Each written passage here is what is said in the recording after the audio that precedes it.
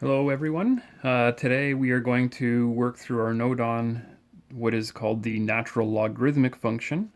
Again, I'm going to post two videos. The first video I will walk through all of the theory and where this function comes from and how we develop the derivative for it. And then in the second video I'll go through a few examples to show you how we actually use it and some of the details in some more complicated examples.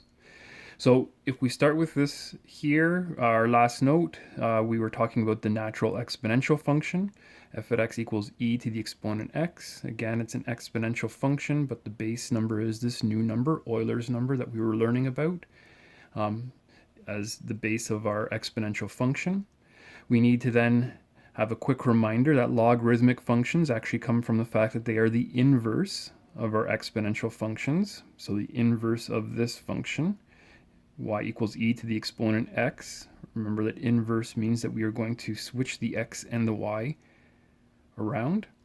We then in math defined this function, the logarithmic function, to be the inverse of our exponential function. Remember, as we switch from what we call exponential form to logarithmic form, that the exponent becomes what the function is equal to, the base becomes the base of the logarithm, and the answer to this power becomes the argument for that logarithm.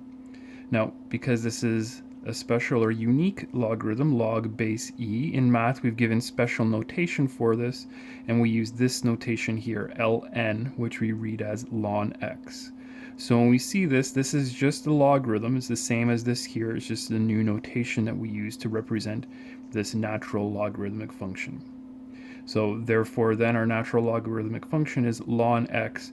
And remember, for any logarithmic function, the argument piece needs to be greater than 0.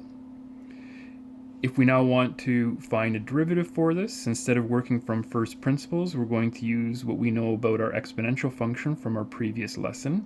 So what I'm going to do is take the logarithmic function, ln x, and I'm going to switch it back to its exponential form. So basically we're just going back to this form here, x equals e to the y.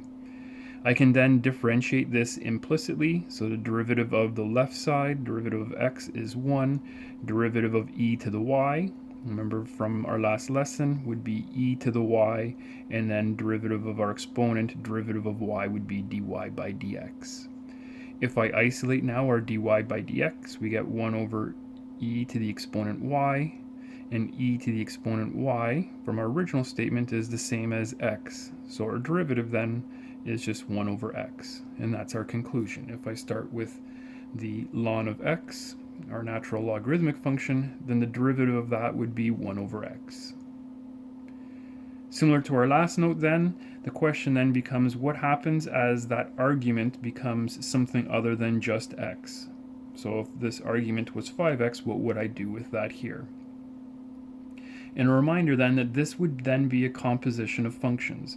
We have an inner function, which is this 5x, and our outer function is that natural logarithmic function. So we will have to apply our chain rule here. A reminder that our chain rule says that we start with the derivative of the outer function, the derivative of the ln function, which we just saw. The derivative of the ln function is 1 over x, or 1 over the argument. So in this case, that would be 1 over 5x, 1 over the argument. And then we would need to take the derivative of the inner function, and the derivative of 5x is just 5.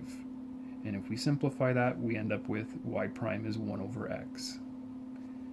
In general then, if we're trying to take the derivative of a function, which is the ln, and we have some function in here that is our argument, our derivative then will be derivative of the outer function, so 1 over whatever the argument is, and then we would have to multiply by what is the derivative of that argument. And then again, in our second video, I'll go through a few more examples so we can see exactly how this works.